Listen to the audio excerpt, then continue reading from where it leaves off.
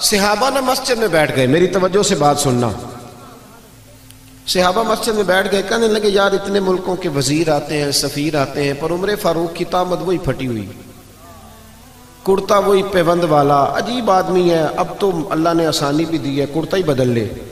سب کہنے لگے جی کہنا چاہیے کہنا چاہیے، یہ تجویز آپ کی ٹھیک ہے، بالکل کہیں گے، میں بھی کہوں گا آپ بھی کہیں گے۔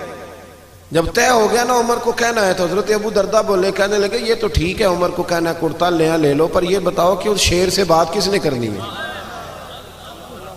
اس شیر سے۔ اب تو لوگوں کی جیبیں الگ الگ ہے نا، 1000 والی جیب الگ ہے، 5000 والی الگ ہے، اب تو یہ معاملہ ہی ختم ہے نا کہ پیسے دینے ہیں کہ نہیں دینے۔ تو کہا کس نے کہنا حضرت عمر سے؟ تو صحابہ کہنے لگے کہ ایک بندہ ہمارے پاس ہے جو حضرت عمر سے بات کر سکتا ہے۔ کہا وہ کون؟ کہنے لگے مولا علی شیر خدا، حضرت علی۔ اور ان لوگوں کا آپس میں بڑا پیار تھا، اشداء علی الکفار رحماء بینہم، کافروں پہ سخت تھے، آپس میں تو بڑے ہی رحم دل تھے، پیار تھا۔ اور جب قرآن کہتا ہے آپس میں رحم دل تھے تو پھر ہم قرآن کی مانیں گے، کسی غیر کی نہیں مانیں گے۔ تو قرآن نے کہہ دیا آپس میں رحم دل تھے تو پھر کسی اور سے ہمیں تفصیل لینے کی کوئی ضرورت نہیں ہے۔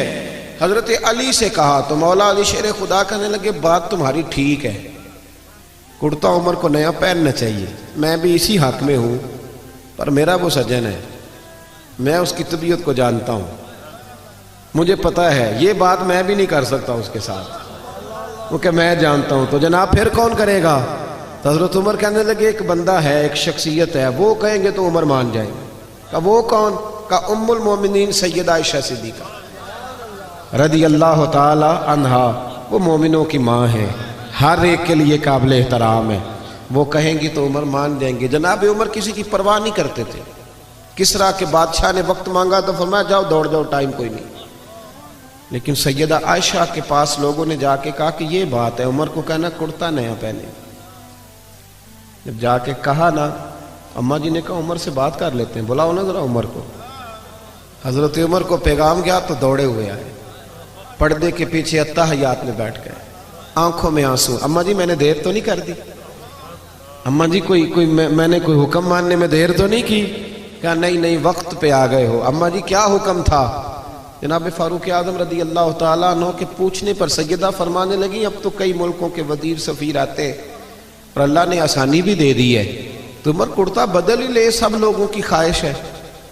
جب سیدہ نے کہا تو فرماتی ہے میں نے پوری بات عمر کو سمجھائی، پر قربان جاؤں فاروق اعظم رضی اللہ تعالیٰ سنتے رہے۔ جب میں خاموش ہوئی تو کہا اماں جی مجھے بھی اجازت ہے ایک جملہ کہنے کی؟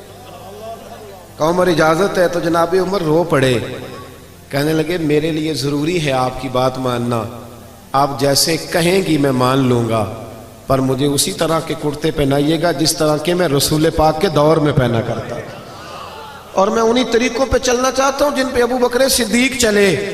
اماں جی میں سمجھتا ہوں کہ میری عزت کرتے میں نہیں، میری عزت تو محمد عربی کی غلامی میں ہے، آپ مہربانی فرمائیں۔ کہتی ہیں وہ جناب عمر کی بات میرا کلیجہ چیر گئی اور میں نے رونا شروع کر دیا، میں رونے لگی اور میں نے کہا عمر آپ جائیے، بات صحابہ کی بھی ٹھیک تھی پر جہاں آپ کھڑے ہیں نا سب سے بہترین کھڑے ہیں، آپ جائیے۔ میرے بھائی کپڑوں میں عزت رہ گئی، گاڑیوں میں عزت رہ گئی، دولتوں میں عزت رہ گئی،